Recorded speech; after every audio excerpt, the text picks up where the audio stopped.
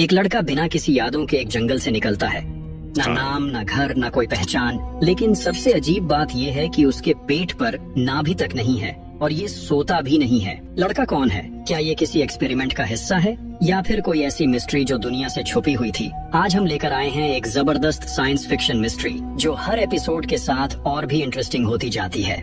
कहानी शुरू होती है। बिना कपड़ों के एक लड़का अजीब से लिक्विड में लथपथ जंगल के बीच पड़ा है। पहली नजर में लगता है जैसे किसी कॉलेज के लड़कों का मजाक का हिस्सा हो, लेकिन सच कुछ और ही है। लड़का न सिर्फ ये भूल चुका है कि वो कौन है, बल्कि ये भी नहीं जानता कि वो कहाँ है। कुछ देर भटकने के बाद वो शहर की तरफ बढ़ता है। शायद वहाँ कोई उसकी मदद कर सके, लेकिन एक बड़ी दिक्कत है, वो बिल्कुल नंगा है। उसकी आंखों में हर चीज नई दिख रही है, जैसे सब कुछ पहली बार देख रहा हो। लोगों को हैरान करते हुए वो आगे बढ़ता है, लेकिन कुछ ही देर में पुलिस आ जाती है। उसे गिरफ्तार कर डिटेंशन सेंटर ले जाया जाता है, सड़क पर बिना कपड़ों के घूमने और लोगों को अश्लीलता दिखाने के जुर्म में। अब न वो लड़का अपना नाम जानता है और न ही पुलिस की बातें समझ पा रहा है।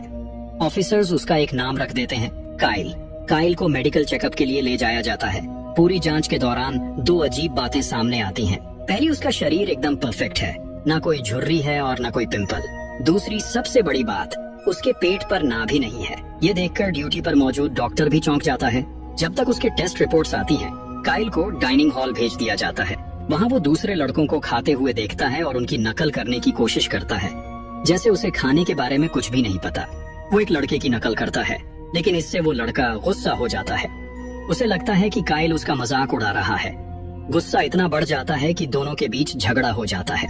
बाद में जब सब लड़के यार्ड में होते हैं, वही लड़का काइल के मुंह पर जोर से मुक्का मार देता है। काइल गिर जाता है और कुछ ही देर बाद उसकी पैंट गीली हो जाती है। उसके अजीब बिहेवियर को देखकर गार्ड समझ नहीं पाते कि क्या करें।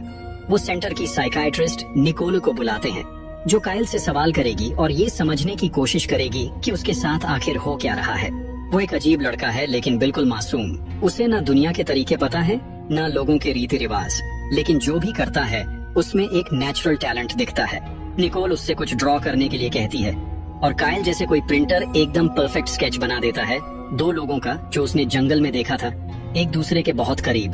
वो शायद लवर्स थे जो अकेले रहना चाहते थे। काइल का बिहेवियर बिल्कुल शांत है, कोई एग्रेशन नहीं दिख रहा।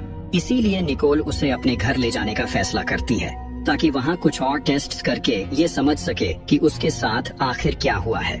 उसे शक है कि काइल किसी बड़े हादसे से गुजरा है, शायद इसी वजह से उसे कुछ भी याद नहीं। काइल का पास्ट एक बड़ी पहेली है, शायद उसका दिमाग पुरानी यादों को भूल चुका है। निकोल के घर पर काइल को देखकर लॉरी एकदम चौंक जाती है। वो नहाकर टॉवल में बाहर आती है और एक अनजाने लड़के को सामने देखकर घबरा जाती है। दोनों एक पल के लिए चुप रहते हैं। काइल तो जैसे किसी और दुनिया में ही खोया रहता है। लॉरी भी ज्यादा ध्यान नहीं देती, क्योंकि उसका मन अपने बॉयफ्रेंड से मिलने में लगा होता है। थोड़ी देर बाद काइल घर के बाहर जाता है।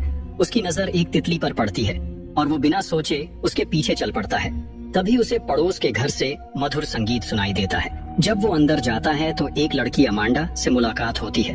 अमांडा की मधुर संगीत सुनते ही काइल की आंखों से आंसू बहने लगते हैं। उसे समझ नहीं आता ये क्यों हो रहा है, पर वो अपनी जगह से हिल भी नहीं पाता। तभी अमांडा उसकी तरफ मुड़ती है और उसका डरा हुआ चेहरा देखकर काइल घबरा जाता है। वो तेजी से वापस भागता है और जाकर बाथरूम के बाथटब में छुप जाता है। इसी बीच लॉरी का भाई जॉश एक एडल्ट मैगजीन लेकर अंदर आता है। वो मजे से तस्वीरें देख रहा होता है, लेकिन उसे ये एहसास ही नहीं होता कि बाथटब में एक और आदमी छुपा बैठा है। जैसे ही जॉश की नजर काइल पर पड़ती है, वो जोर से चिल्लाता है और सीधा अपनी माँ के पास भाग जाता है, लेकिन भागने की जल्दी में वो मैगजीन वहीं छोड़ देता है। जॉश को डांटने के बाद निकोल को दरवाजे की घंटी सुनाई देती है। जब वो खोलती है तो सामने अमांडा की माँ कैरल खड़ी होती है, गुस्से से भरी हुई। उसे आज के हादसे का हिसाब लेना है। कैरल सुबह अपनी बेटी के साथ काइल को समझाने आई थी, लेकिन जब वो उससे कहती है कि सच बताए, तो अमांडा और काइल एक दूसरे को एक अजीब मोहब्बत भरी नजर से देखने लगते हैं। ताकि बात और न बढ़े, कैरल वहाँ से चली जाती है और अमांडा भी अपने कमरे में लौट जाती है। उसी रात जब स्टीफन वापस आता है तो निकोल उससे काइल से मिलवाती है और बताती है कि ये कुछ दिन यहाँ रुकने वाला है। रात के खाने के दौरान एक अजीब लेकिन हैरान करने वाली बात होती है।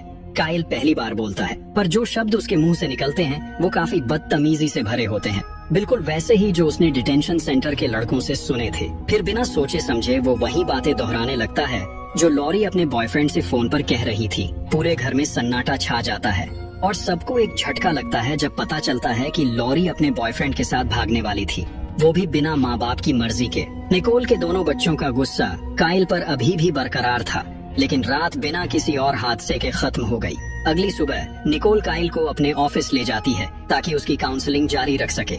जॉश भी मौका देखकर काइल को सवालों की एक लिस्ट दे देता है जो उसे स्कूल के लिए हल करनी थी। लेकिन जब काइल बिना किसी दिक्कत के सारे सवालों के सही जवाब दे देता है तो जॉश और निकोल दोनों हैरान रह जाते हैं। अब ये साफ हो जाता है कि काइल न तो बेवकूफ है और न ही उसकी समझ में कोई कमी है, बल्कि उसकी अजीब हरकतों के पीछे कोई और गहरा राज छुपा है। जब काइल का आईक्यू टेस्ट का रिजल्ट आया तो सबके होश उड़ गए। उसका स्कोर 400 था। ये देखकर डॉक्टर्स ने और टेस्ट्स करने का फैसला किया।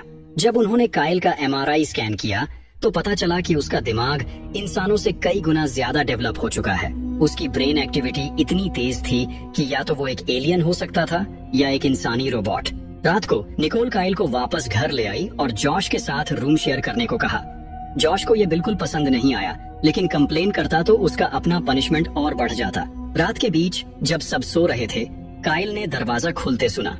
उसने देखा कि लॉरी चुपके से घर से निकल रही थी। क्यूरियस होकर काइल उसके पीछे चल पड़ा और देखा कि लॉरी एक पार्टी में पहुंच चुकी थी। वहां का माहौल देखकर काइल भी उसमें बह गया और जल्दी ही नशे में धुत हो गया। ज्यादा पीने की वजह से उसे उल्टी हो गई, लेकिन क्योंकि उसे शर्म का कोई एहसास नहीं था, वो बिना किसी फिक्र के पार्टी कंटिन्यू करता रहा। लेकिन तभी वहाँ पुलिस आ गई। एक ऑफिसर लॉरी को ले जाने की कोशिश करता है, लेकिन तभी काइल बीच में आ जाता है। उसका चेहरा अजीब सा हो जाता है और वो सांप जैसा आवाज निकालने लगता है। ये देखकर सब हंसने लगते हैं, लेकिन जब ऑफिसर उस पर हाथ डालने की कोशिश करता है तो काइल तुरंत हट जाता है। ऑफिसर गुस्से में अपना डंडा निकालता है ताकि काइल को सबक सिखा सके, लेकिन काइल न सिर्फ उसके वार से बचता है बल्कि उसे ऐसे शर्मिंदा करता है कि सब जोर जोर से ताली बजाने लगते हैं। ऑफिसर बेइज्जती सह नहीं पाता और हार मानकर वहाँ से चला जाता है। उस रात काइल लॉरी को सेफली घर ले आता है। अगले दिन वो अपनी गलतियां सुधारने की कोशिश करता है और पूरी फैमिली का दिल जीतने लगता है। सबसे पहले वो स्टीफन का कंप्यूटर रिपेयर करता है और उसके वो इम्पोर्टेंट डॉक्यूमेंट्स वापस दिला देता है जो वो महीनों पहले खो चुका था। फिर वो जॉश का रूम साफ करता है और उसकी पसंद की एक नई मैगजीन भी ले आता है। इन छोटी छोटी चीजों से काइल ने धीरे धीरे पूरे घर का प्यार जीत लिया। निकोल ये देखकर सोचती है कि जब तक उसके पास्ट का राज नहीं खुलता तब तक वो उसे टेम्पोरेरली अडॉप्ट कर सकती है। लेकिन एक अजीब बात ये थी कि काइल रातों को सोता नहीं था। उसका बिहेवियर और भी अजीब होने लगा। वो रातों को बिना नींद के कराटे प्रैक्टिस करता रहता, बिना किसी थकान के। और सबसे अजीब बात, जो भी चीज हाथ लगती बिना सोचे समझे खा लेता, चाहे वो कच्चा हो या पका हुआ। एक दिन जब काइल यार्ड में था, एक वैन वाला आदमी उस पर नजर रख रहा था। पहले तो काइल ने इग्नोर किया, लेकिन धीरे धीरे उसे हर जगह वही आदमी दिखने लगा। अब ये क्लियर हो चुका था, कोई उस पर नजर रखे हुए है। कुछ दिनों बाद निकोल काइल को एक डॉक्टर के पास ले गई, लेकिन जैसे ही डॉक्टर ने रिपोर्ट्स देखी वो हैरान रह गया। काइल का बॉडी बिल्कुल नया लग रहा था, जैसे उसने कभी कोई चोट भी ना खाई हो। उसके दांत भी एकदम नए थे, बिना किसी कैविटी या डैमेज के। और सबसे शॉकिंग बात, उसका ब्रेन एक्टिविटी एक नॉर्मल इंसान से कई गुना ज्यादा था। डॉक्टर के पास इसके लिए कोई एक्सप्लेनेशन नहीं थी। उस रात डॉक्टर्स ने काइल को नींद की गोली दी ताकि वो आराम से सो सके, लेकिन छुपा हुआ राज तब सामने आया। नींद की गोली खाने के बाद भी काइल पूरी रात जागता रहा। इस बार वो अपने कमरे में नहीं बल्कि यार्ड में था, बस आसमान के तारे देख रहा था। स्टीफन को लगा कि शायद काइल के पास एक्स्ट्रा एनर्जी है जो खर्च करनी चाहिए, इसलिए उसने डिसाइड किया कि वो काइल को रनिंग पर ले जाएगा। स्टीफन एक समय पर खुद एक रनर था और उसे यकीन था कि वो काइल को थका सकता है, लेकिन स्टीफन का आइडिया उल्टा पड़ गया। काइल किसी ओलंपिक एथलीट की तरह दौड़ रहा था और अंत में थकने वाला स्टीफन खुद था, काइल नहीं। थकान और गुस्से के मारे स्टीफन वापस घर जाता है और निकोल से बहस करने लगता है। स्टीफन ने कहा कि काइल इंसान नहीं है और उसे वापस उस जगह जाना चाहिए जहाँ से वो आया है। ये बातें काइल ने खुद सुनी, इससे उसका दिल टूट गया और वो बिना किसी को बताए घर से भाग गया। स्टीफन ने हर जगह उसे ढूंढने की कोशिश की, लेकिन काइल कहीं नहीं मिला। पुलिस को भी कॉल किया गया, लेकिन उन्होंने कहा कि जब तक 24 घंटे नहीं होते वो कुछ नहीं कर सकते। रात को निकोल को अपने बेड के पास वाली टेबल पर काइल के बनाए कुछ ड्राइंग्स मिली। उनमें एक जगह बनी थी जिसे निकोल पहचानती थी। बिना वक्त गवाए स्टीफन और निकोल टॉर्चेस लेकर वुड्स की तरफ निकल पड़े। आखिरकार उन्हें काइल वहीं मिल गया, वही जगह, वही तरीका, बस तारे देखते हुए खड़ा था, जैसे अपने घर को याद कर रहा हो। घर वापस आने के बाद स्टीफन ने अपनी गलती मानी और काइल से माफी मांगी। उसने उसे गर्म पानी से नहाने का प्रस्ताव दिया। वहीं जब काइल ने पहली बार रेडियो सुना, उसके सिग्नल्स के बीच आने वाली व्हाइट नॉइज ने उसे शांत महसूस करवाया और उस रात पहली बार इतने दिन बाद काइल को नींद आ गई। अगले दिन कहानी एक नए मोड़ पर आ जाती है। पुलिस का एक फोन आता है निकोल के लिए। उनका कहना था कि उस जगह के पास जहां काइल मिला था, एक इंसानी ढांचा पाया गया है। ये सुनकर निकोल चौंक जाती है। पुलिस का कहना था कि काइल एक कातिल भी हो सकता है, इसलिए उससे संभल कर रहने की जरूरत है। एजेंट टेलर ने निकोल को बताया कि जो हड्डियां मिली हैं, उनमें किसी तेजी से जलने वाले पदार्थ का इस्तेमाल हुआ है, मतलब मौत रीसेंट है। साथ ही कुछ स्किन सैंपल्स भी मिले हैं जिन्हें एनालाइज किया जा रहा है। टेलर काइल से तुरंत सवाल जवाब करना चाहता था, लेकिन निकोल किसी तरह बात टाल देती है, कम से कम तब तक जब तक काइल उठ नहीं जाता। अगली सुबह जैसे ही काइल उठता है, वो टीवी देखने की कोशिश करता है, लेकिन एंटेना खराब होती है। बिना किसी देरी के वो सीधे छत पर चढ़ जाता है और एंटेना को रिपेयर कर देता है। लेकिन जैसे ही वो नीचे आने लगता है, वो छत से कूद जाता है और ये सब कुछ अमंडा अपनी आंखों से देख लेती है। अमंडा ये सब देखकर घबरा जाती है। वो सोचती है कि काइल छत से गिरकर चोटिल हो गया होगा, इसलिए उसका ध्यान भटक जाता है और उसकी कार कंट्रोल से बाहर हो जाती है। गाड़ी सीधा जाकर कचरे के बड़े डिब्बे से टकरा जाती है। तभी काइल बिना किसी चोट के उसके सामने आ जाता है। अमांडा ये देखकर और भी ज्यादा हैरान हो जाती है, क्योंकि उसने अपनी आंखों से देखा था कि काइल काफी ऊंची जगह से गिरा था, लेकिन उस पर एक भी खरोंच नहीं थी। कैरल, जो पहले ही काइल को पसंद नहीं करती थी, गुस्से में आ जाती है। उसके लिए गाड़ी का डैमेज ज्यादा बड़ी बात थी। गुस्से से वो अमांडा को धमकाती है कि उसका ड्राइविंग लाइसेंस वापस ले लेगी, लेकिन तभी काइल आगे बढ़कर सारी गलती अपने सर ले लेता है। ये देखकर कैरल और भी ज्यादा गुस्से में आ जाती है और चीख पड़ती है, मेरी बेटी से दूर रहो। उसी रात स्टीवन घर लौटता है और निकोल से अकेले बात करने को कहता है। वो बताता है कि पुलिस ने एक और चौंकाने वाली बात बताई है। जिस दिन काइल मिला था, उसी दिन एक आदमी भी लापता हो गया था। अब निकोल और स्टीवन और ज्यादा बेचैन हो जाते हैं, लेकिन जो भी हो, उन्हें ये नहीं पता कि उनकी सारी बातें एक और इंसान सुन रहा है। वही आदमी जो दिन भर काइल का पीछा कर रहा था। वो एक रिमोट माइक्रोफोन के जरिए उनका पूरा कॉन्वर्सेशन सुन रहा था। अगले दिन सुबह निकोल जब लड़कों का रूम साफ कर रही होती है, तो उसे काइल के बनाए हुए कुछ ड्राइंग्स मिलते हैं। इन ड्राइंग्स में एक पैटर्न होता है। जब वो उन्हें ध्यान से देखती है और साथ में जोड़ती है, तो उसे एक सिंबल दिखाई देता है, वही सिंबल जो क्राइम सीन पर मिला था। अब ये कंफर्म हो जाता है कि काइल वहाँ मौजूद था और हो सकता है कि उसका कोई कनेक्शन हो। दूसरी तरफ अमांडा ने लाइफ गार्ड की नौकरी ले ली है। काइल, जो उसे पसंद करने लगा है, उसका ध्यान खींचने के लिए स्विमिंग पूल में जंप करने का प्लान बनाता है ताकि अमांडा उसे बचा सके, लेकिन छोटी सी गड़बड़ हो जाती है। लोग उस पर हंसने लगते हैं। उसका प्लान एक बड़े शर्मिंदगी में बदल जाता है। उसी दिन शाम को अमांडा निकोल के घर आती है ये देखने के लिए कि क्या काइल ठीक है। निकोल उसे अंदर आने देती है, लेकिन जब अमांडा उसके रूम में जाती है तो पता चलता है कि काइल वहाँ नहीं है। उसी वक्त अमांडा को काइल के सारे ड्रॉइंग्स दिख जाते हैं जो उसने उसके बनाए थे। ये देखकर उसे लगता है कि काइल उससे कुछ ज्यादा ही ऑब्सेस्ड है। लेकिन अगले दिन अमांडा फिर से काइल को पूल में देखती है। इस बार वो उससे मदद मांगता है ताकि वो स्विमिंग सीख सके। कुछ बेसिक टिप्स मिलने के बाद काइल पानी में इस तरीके से तैरने लगता है जैसे कोई एक्वामैन हो। ये देखकर सब चौंक जाते हैं और अमांडा भी हैरान रह जाती है। वहीं से अमांडा उसे इनवाइट करती है कि जब उसके पेरेंट्स घर पर न हो तो वो दोनों साथ टाइम स्पेंड कर सकते हैं। जब दोनों उसके घर पहुंचते हैं तो अमांडा अपने फादर के कुछ ड्राइंग्स निकालती है जो हाल ही में गुजर चुके हैं। हैरानी की बात ये थी कि उनके ड्राइंग्स और काइल के बनाए गए स्केचेस एक जैसे लग रहे थे। यही वजह थी जो अमांडा ने उसे वहाँ बुलाया था। बाद में काइल ने सोचा कि वो अमांडा के लिए एक खूबसूरत गिफ्ट बनाएगा। उसने अपने और अमांडा के फादर के आर्ट स्टाइल को मिलाकर एक कमाल का पोर्ट्रेट बनाया। अब बस उसे हिम्मत जुटाकर ये गिफ्ट अमांडा को देना था। उसी शाम एक पार्टी में जहाँ वो अमांडा से मिलने वाला था, उसका प्लान बिल्कुल बिगड़ गया। अमांडा पार्टी में अपने बॉयफ्रेंड चार्ली के साथ आई, जो काइल के लिए एक बड़ा झटका था। उसका पूरा प्लान जो उसने अपनी फीलिंग्स कन्फेस करने के लिए बनाया था, तबाह हो गया। उस रात घर वापस आकर काइल बहुत उदास था। वो बस एक ही चीज सोच रहा था, वो कौन है, क्यों उसकी यादों में सिर्फ वो जंगल और तारे हैं। अगले दिन निकोल ने उसे बताया कि उसने एक दोस्त को बुलाया है जो हिप्नोसिस के जरिए उसकी यादों को जानने की कोशिश करेगा। काइल इस बात पर तैयार हो गया और सेशन शुरू हो गया। हिप्नोसिस के दौरान काइल अपने दिमाग में उस रात के जंगल के सीन में वापस पहुंच जाता है। वहाँ वो वही आदमी देखता है जो हमेशा उसका पीछा कर रहा था। ये आदमी किसी दूसरे शख्स से लड़ रहा था। फिर अचानक वो आदमी उस दूसरे आदमी पर गोलियां चला देता है और भाग जाता है। तभी काइल उसका नाम पुकारता है टॉम फॉस। ये नाम सुनते ही निकोल का दिमाग घूम जाता है। उसे याद आता है कि जब वो पुलिस स्टेशन गई थी तब उसने ये नाम सुना था। टॉम एक नया ऑफिसर है जो कुछ ही दिन पहले इस शहर में आया है। ये बात और भी ज्यादा सवाल उठाती है। निकोल काइल से कहती है कि जो भी उसने देखा उसका एक स्केच बनाए। काइल बिना किसी गलती के एक परफेक्ट पोर्ट्रेट बना देता है और उस आदमी का चेहरा साफ साफ दिख रहा था। कुछ दिन बाद वही चेहरा अखबार में छपता है। उस आदमी का नाम फेल्डमैन था, एक यूनिवर्सिटी प्रोफेसर जो ह्यूमन मेमोरी का एक्सपर्ट था। अब ये कंफर्म हो गया था कि जंगल में मिले हड्डियां फेल्डमैन की ही थी। अब सवाल ये था, फेल्डमैन का काइल से क्या कनेक्शन है? इसका जवाब ढूंढने के लिए काइल यूनिवर्सिटी जाने का फैसला करता है। यूनिवर्सिटी पहुंचने के बाद एक बड़ा सरप्राइज उनका इंतजार कर रहा होता है। जैसे ही काइल एक फोटो देखता है जिसमें फेल्डमैन के स्टूडेंट्स दिख रहे होते हैं, उसका दिमाग हिल जाता है। उसी फोटो में एक लड़का खड़ा है जो और कोई नहीं बल्कि खुद काइल है। लेकिन जब फेल्डमैन की असिस्टेंट हॉली से पूछा जाता है तो उसे काइल के बारे में कुछ भी याद नहीं आता। वो कहती है कि उसने सालों तक प्रोफेसर के साथ काम किया है लेकिन उसने कभी भी काइल को नहीं देखा। काइल उसे फोटो दिखाता है।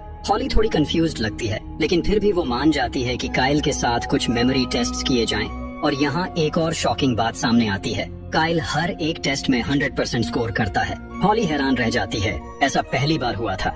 एक्साइटमेंट में वो बताती है कि फेल्डमैन की रिसर्च इंसानी दिमाग की लिमिट्स को तोड़ने के बारे में थी।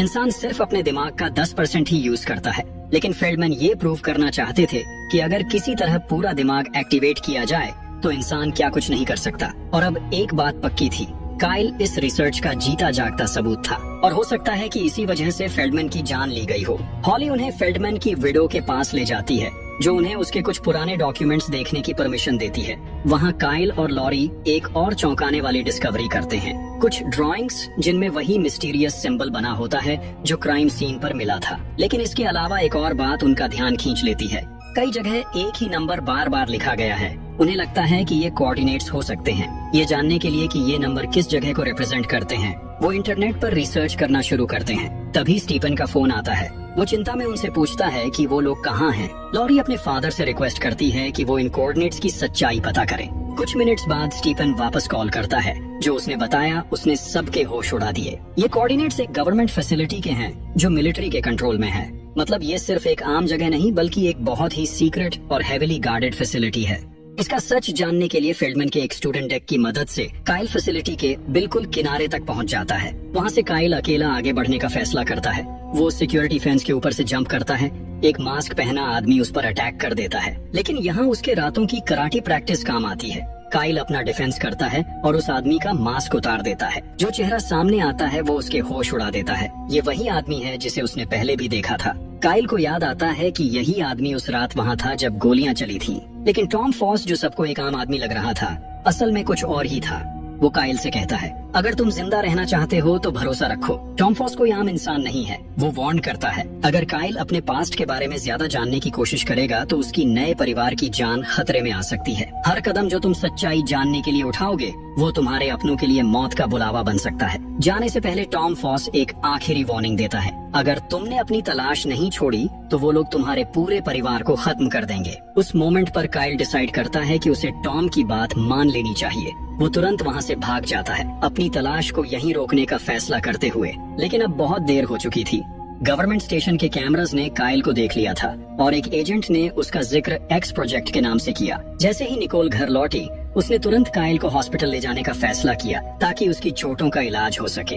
लेकिन हॉस्पिटल पहुंचते ही एक अनजान कपल वहां आता है जो दावा करता है कि वो काइल के असली माँ बाप हैं। वो लोग कहते हैं कि वो अपने बेटे को लेने आए हैं। उनके पास तस्वीरें, डॉक्यूमेंट्स और सबूत हैं जो ये साबित करते हैं कि वो सच में काइल के बायोलॉजिकल पेरेंट्स हैं। डीएनए टेस्ट भी कंफर्म करता है कि काइल उन्हीं का बेटा है। लेकिन काइल को कुछ सही नहीं लग रहा। वो निकोल और अपने नए परिवार को छोड़ने से इनकार कर देता है। उसी रात काइल टॉम फॉस के पास जाता है। वो उससे सच जानना चाहता है, ये लोग यहीं अभी क्यों आए? और सबसे बड़ा सवाल, क्या यही वो लोग हैं जिनके बारे में टॉम ने वार्न किया था? टॉम घुमा फिरा के बात नहीं करता। वो सीधा काइल को एक सच बताता है, हाँ ये लोग वही हैं। ये लोग डीएनए एविडेंस को आसानी से मैनिपुलेट कर सकते हैं। पर टॉम ये भी कहता है कि अगर काइल सच्चाई जानना चाहता है तो उसे एक सुरक्षित जगह चलना होगा।